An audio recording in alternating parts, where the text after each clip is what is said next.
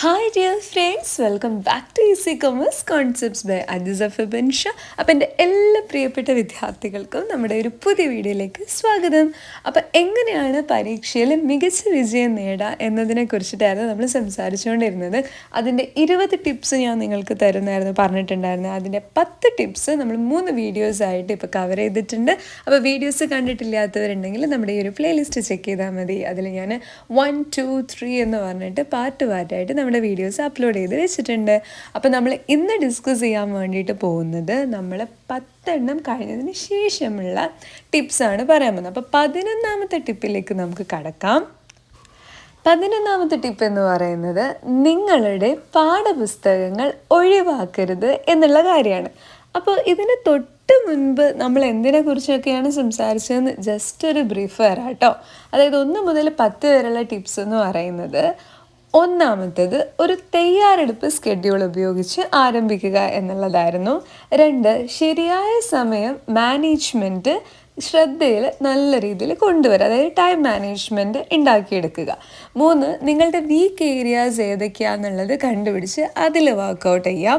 4, നിങ്ങളുടെ ആശയങ്ങൾ നിങ്ങൾ പഠിക്കുന്നത് വ്യക്തമാണെന്ന് ഉറപ്പുവരുത്തുക. 5, നിങ്ങളുടെ പഠനക്കുറിപ്പുകൾ ഷോർട്ട് നോട്ട്സ് തയ്യാറാക്കുക.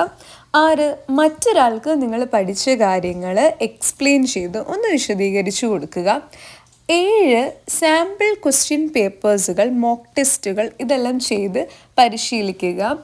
8, സ്കോറിംഗ് വിഭാഗങ്ങൾ ഏതൊക്കെയാണെന്ന് നന്നായിട്ട് തിരിച്ചറിയുക. ഏത് ഭാഗം നന്നായിട്ട് പഠിച്ചാലാണ് ഏറ്റവും കൂടുതൽ ചോദ്യങ്ങൾ ഉണ്ടാവുക, നന്നായിട്ട് മാർക്ക് നേടിയെടുക്കാൻ പറ്റുന്ന ആ മേഖലകൾ, ആ ഭാഗങ്ങളൊക്കെ നന്നായിട്ട് തിരിച്ചറിയാം. 9, നല്ല രീതിയിൽ പഠിച്ച കാര്യങ്ങൾ ഡെയിലി ബേസിസിൽ റിവൈസ് ചെയ്യുക.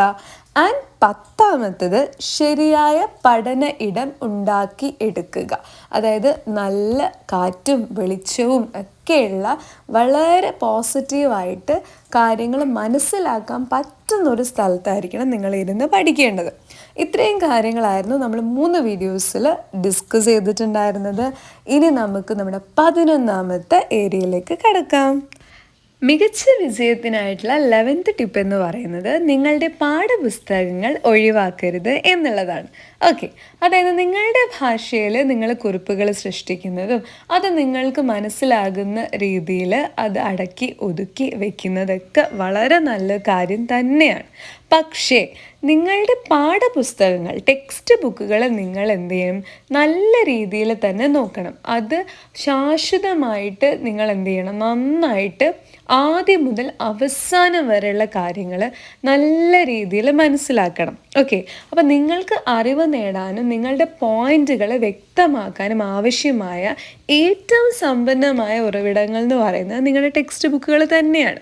ഓക്കെ, ഇപ്പോൾ CBSE സിലബസ് 2022, 2023, അതുപോലെ 2023, 2024 ഒക്കെ എടുക്കാൻ അതെല്ലാം വളരെ വിപുലമാണ്. ഓക്കെ, അപ്പം നിങ്ങളുടെ പാഠപുസ്തകങ്ങളിൽ നിന്നുള്ള ശരിയായ മാർഗനിർദ്ദേശം ഉപയോഗിച്ച് നിങ്ങൾക്ക് ഇത് സുഗമമായി ഒരു പൊതു വിജ്ഞാനം എടുക്കാൻ വേണ്ടിയിട്ട് നിങ്ങൾക്ക് സാധിക്കും. അതെന്തൊക്കെയാണെന്നുള്ളത് അവയിൽ കൃത്യമായിട്ട് അടങ്ങിയിട്ടുണ്ടാവും. പ്രത്യേകിച്ച് പ്രസക്തമായ ചിത്രങ്ങൾ, ഡയഗ്രമുകൾ, ഉദാഹരണങ്ങൾ എന്നിവയെല്ലാം ഉപയോഗിച്ച് എല്ലാ ആശയങ്ങളുടെയും വ്യക്തമായ വിശദീകരണങ്ങളൊക്കെ നിങ്ങൾക്ക് അതിൽ നിന്ന് മനസ്സിലാക്കിയെടുക്കാം. ഒരു പാഠഭാഗത്തിൻ്റെ മൊത്തത്തിലുള്ള ആശയങ്ങൾ പരിശോധിക്കുന്നതിന് അധ്യായങ്ങൾ തിരിച്ചുള്ള ഒരു വിലയിരുത്തലുകൾ അത്യാവശ്യമാണ്. അത് വിദ്യാർത്ഥികളുടെ സംശയങ്ങൾ ദൂരീകരിക്കുന്നതിനുള്ള അർത്ഥവത്തായ ഉറവിടങ്ങളും റഫറൻസുകളൊക്കെ നിങ്ങൾക്ക് പ്രൊവൈഡ് ചെയ്യും. അപ്പോൾ പരീക്ഷാ തയ്യാറെടുപ്പിനായി നിങ്ങളുടെ പാഠപുസ്തകം കൈകാര്യം ചെയ്യുന്നതിൽ നിങ്ങൾ എത്രത്തോളം മിടുക്കരാണ് അല്ലെങ്കിൽ മിടുക്കനാണ് എന്നുള്ള കാര്യം നിങ്ങൾ തന്നെ ഒന്ന് ചിന്തിച്ച് നോക്കുക. അപ്പോൾ ടെക്സ്റ്റ് ബുക്ക് വിട്ടൊരു കളിയില്ല. ടെക്സ്റ്റ് ബുക്ക് എന്നുള്ളത് നിങ്ങൾ പ്രോപ്പറായിട്ട് നല്ല രീതിയിൽ പഠിച്ചിരിക്കണം. അതിനുശേഷം നിങ്ങൾക്ക് പലതരത്തിലുള്ള റിസോഴ്സുകൾ ഉപയോഗിക്കാം. അതിനൊന്നും ഒരു പ്രശ്നവും ഇല്ല. ക്ലിയർ അല്ലേ? 11ാമത്തെ പോയിന്റ് ക്ലിയർ ആണെന്ന് വിശ്വസിക്കുന്നു.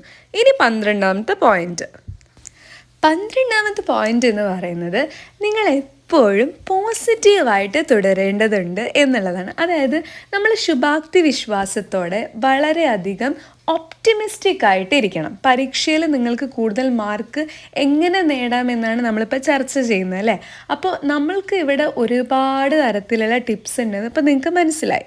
അങ്ങനെ നമുക്ക് നല്ലൊരു ഗ്രേഡിലേക്ക് പെർസെൻറ്റേജിലേക്ക് നമ്മൾ മാറേണ്ടതിൻ്റെ ഏറ്റവും പ്രധാനപ്പെട്ട ചേരുവ എന്താണെന്ന് വെച്ച് കഴിഞ്ഞാൽ നല്ല ശുഭാപ്തി വിശ്വാസം ഉള്ളവരായിട്ട് നിങ്ങൾ പഠിക്കുക എന്നുള്ളതാണ്. അതായത് വളരെ നല്ല രീതിയിൽ ക്രിയാത്മകമായിട്ട് ചിന്തിക്കുകയും സംസാരിക്കുകയും പ്രവർത്തിക്കുകയും ചെയ്യുമ്പോൾ നിങ്ങളുടെ പ്രവർത്തനങ്ങൾ നല്ല രീതിയിലുള്ള ഒരു പോസിറ്റീവായിട്ടുള്ള ഔട്ട്പുട്ടിലേക്ക് അത് പ്രതിഫലിക്കും. പോസിറ്റീവായിട്ടുള്ള മനസ്സ് നിങ്ങൾക്ക് പാഠങ്ങൾ വായിക്കാനും ബുദ്ധിമുട്ടുള്ള വിഷയങ്ങളിൽ പ്രവർത്തിക്കാനും നിങ്ങളുടെ പഠന സമയം പരമാവധി പ്രയോജനപ്പെടുത്താനുള്ള ഒരു ഊർജ്ജം നിങ്ങൾക്ക് നൽകും. അപ്പോൾ ശുഭാപ്തി വിശ്വാസം പുലർത്തുന്നത് കൂടുതൽ നന്നായി ചെയ്യാനും നിങ്ങളുടെ പ്രവർത്തനങ്ങളിൽ ആത്മവിശ്വാസം പുലർത്താനും നിങ്ങളെ സഹായിക്കുന്നുണ്ട്. അപ്പോൾ എനിക്കിത് ചെയ്യാൻ കഴിയും, എന്നെക്കൊണ്ട് ഈ ഒരു നേട്ടം നേടിയെടുക്കാൻ സാധിക്കും, എനിക്ക് ഉയർന്ന മാർക്ക് നേടാൻ പറ്റും, എന്നെക്കൊണ്ട് ഈ ഒരു സമയത്തിനുള്ളിൽ ഈ പാഠഭാഗങ്ങൾ പഠിച്ചു തീർക്കാൻ സാധിക്കും എന്നുള്ള ഒരു കൃത്യമായ വാശിയോട് കൂടിയുള്ള ഒരു പോസിറ്റീവ് മൈൻഡോട് കൂടിയുള്ള ഒരു അടിക്കുറിപ്പോട് കൂടി നിങ്ങൾക്ക് നിങ്ങളുടേതായ സ്വപ്നങ്ങൾ നേടിയെടുക്കാൻ സാധിക്കും. അപ്പോൾ നിങ്ങൾ എന്ത് ചെയ്യണം, എൻ്റെ ലക്ഷ്യങ്ങൾ അല്ലെങ്കിൽ എനിക്ക് നേടിയെടുക്കാനുള്ള കാര്യങ്ങൾ, നിങ്ങളുടെ ഗോൾസുകൾ ഒരു കട്ടൗട്ടിൽ എഴുതിയിട്ട് നിങ്ങളുടെ പഠനമുറിയുടെ ഭിത്തിയിൽ ഒട്ടിക്കുക വരെ നിങ്ങൾക്ക് ഇതിന് വേണ്ടിയിട്ട് ചെയ്യാവുന്നതാണ്. ക്ലിയർ അല്ലേ? അപ്പോൾ എന്താണ്, നമ്മൾ പോസിറ്റീവായിട്ടിരിക്കുക, നമ്മൾ ഹെൽത്തി ആയിട്ടിരിക്കുക, ആത്മവിശ്വാസത്തോടെയും ശുഭാപ്തി വിശ്വാസത്തോടെ ഇരിക്കുക എന്നുള്ളതാണ് നമ്മുടെ 12ാമത്തെ പോയിന്റ്. ഇനി 13ാമത്തെ പോയിന്റ് എന്താണെന്ന് വെച്ചാൽ ഇതുമായി ചേർത്ത് പറയേണ്ട ഒരു കാര്യമാണ്. അതായത് നമ്മൾക്ക് പോസിറ്റീവായിട്ടുള്ള ആറ്റിറ്റ്യൂഡ് ഉണ്ടായിരിക്കുക എന്ന് പറയുന്നത് ഇമ്പോർട്ടൻ്റ് ആണ്. എന്നാൽ അതുവഴി നമുക്കുണ്ടാകുന്ന കോൺഫിഡൻസ്, ആത്മവിശ്വാസം ഒരിക്കലും അമിതമായി പോകരുത്. അങ്ങനെ അമിതമായിട്ട് പോയി കഴിഞ്ഞാൽ അത് നിങ്ങളെ നെഗറ്റീവായിട്ടായിരിക്കും ബാധിക്കുക. അപ്പോൾ പരീക്ഷകളിൽ വലിയ സ്കോർ നേടുന്നതിന് വേണ്ടിയിട്ട് നമ്മൾ വളരെയധികം, അതായത് ഓവർ കോൺഫിഡൻസ് എന്നുള്ള ഒരു ലെവലിലേക്ക് പോയി കഴിഞ്ഞാൽ നിങ്ങൾക്ക് ഒരിക്കലും അത് നേട്ടമല്ല ഉണ്ടാക്കുക, അതിന് പകരം നെഗറ്റീവായിട്ടുള്ള കാര്യങ്ങളായിരിക്കും നിങ്ങളുടെ ലൈഫിൽ അത് ഉണ്ടാക്കുക. അപ്പോൾ ഒരിക്കലും അമിത ആത്മവിശ്വാസം പുലർത്തരുത്. പഠിക്കാൻ എളുപ്പമുള്ളതോ വളരെ സ്കോർ ചെയ്യുന്നതോ ആയ വിഭാഗങ്ങൾ ചിലപ്പോൾ നിങ്ങൾക്ക് ഉണ്ടായിരിക്കാം, എന്നാൽ പോലും നമ്മളത് ഒഴിവാക്കരുത്. പക്ഷേ പരീക്ഷാ ഹാളിൽ മനഃപ്പാഠമാക്കുന്നത് എളുപ്പമാക്കുന്നതിന് നിങ്ങൾ എന്ത് ചെയ്യുക, പുനഃപരിശോധിക്കുന്നത് തുടർന്നുകൊണ്ടേയിരിക്കുക. ഞാനിത് പഠിച്ചിട്ടുണ്ട്, എനിക്കിത് അറിയാം എങ്കിൽ കൂടിയും അതൊന്നുകൂടെ റിവൈസ് ചെയ്യുന്നത് വളരെ നന്നായിരിക്കും. ഓവറായിട്ട് അമിതമായിട്ട് ഞാനത് പഠിച്ചിട്ടുണ്ട്, എനിക്കതറിയാം എന്നുള്ള ഒരു അഹങ്കാരത്തിലേക്ക് പോയി കഴിഞ്ഞാൽ അത് നിങ്ങളെ നെഗറ്റീവായിട്ടായിരിക്കും ബാധിക്കുക. അപ്പം നമ്മൾ കുറച്ചുകൂടെ ഹമ്പിളായിട്ടിരിക്കുക, ഡൗൺ ടു എർത്ത് ആയിട്ടിരിക്കുക. പഠിച്ചിട്ടുണ്ടെങ്കിൽ കൂടിയും അത് ഇടയ്ക്കിടയ്ക്കൊന്ന് റിവൈസ് ചെയ്ത് നോക്കുന്നത് വളരെ നല്ല ഒരു കാര്യമായിരിക്കും. നല്ല മനസ്സും ആത്മവിശ്വാസമുള്ള സമീപനവും പരീക്ഷകളിൽ മികച്ച ഒരു വിജയം നേടാൻ നിങ്ങളെ സഹായിക്കുകയും ചെയ്യും. ഒന്നും അമിതമാകരുത് എന്ന് മാത്രം. ക്ലിയർ അല്ലേ? ഇനി നമുക്ക് നമ്മുടെ 14ാമത്തെ പോയിന്റിലേക്ക് പോകാം. അത് നിങ്ങൾക്ക് നെറ്റി ചുളിയാൻ കുറച്ച് സാധ്യതയുള്ളൊരു പോയിന്റ് കൂടിയാണ്, എന്നാലും നമുക്കൊന്ന് കേട്ട് നോക്കാം. അതെന്താണെന്ന് വെച്ചാൽ സോഷ്യൽ മീഡിയയിൽ നിന്ന് ഒരു ഇടവേള എടുക്കുക എന്നുള്ളതാണ്. ഓക്കെ, അതായത് നിങ്ങൾക്ക് പരീക്ഷയിൽ നല്ല മാർക്ക് നേടണമെന്ന് അതിയായ ആഗ്രഹമുണ്ട്, പക്ഷേ സോഷ്യൽ മീഡിയ ഒന്ന് വിട്ടു നിൽക്കാൻ ഒരു ചെറിയ മടിയുണ്ട്. ആ ഒരു കാര്യത്തിൽ നിങ്ങൾ കുറച്ചൊരു വിട്ടുവീഴ്ച ചെയ്തിട്ടില്ല എന്നുണ്ടെങ്കിൽ നിങ്ങളുടെ എക്സാമിന് അത് കാര്യമായിട്ട് ബാധിക്കാനുള്ള എല്ലാ സാധ്യതകളും ഉണ്ട്.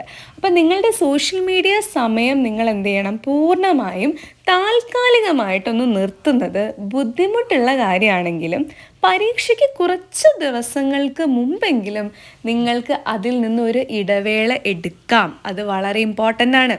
5 മിനിറ്റ് കുറച്ച് സ്ക്രോൾ ചെയ്ത് 1 മണിക്കൂർ യൂട്യൂബ് വീഡിയോകൾ കാണുന്നതിനേക്കോ ദീർഘനേരം ഇൻസ്റ്റഗ്രാം റീലുകൾ ബ്രൗസ് ചെയ്യുന്നതിലേക്കോ നിങ്ങൾ എന്ത് ചെയ്യുക, ഒന്ന് മാറുക. ഒരു പരീക്ഷ അടുത്തിരിക്കുമ്പോൾ നിങ്ങൾ ചെയ്യാൻ ആഗ്രഹിക്കുന്ന അവസാന കാര്യം അതാണ് അല്ലേ.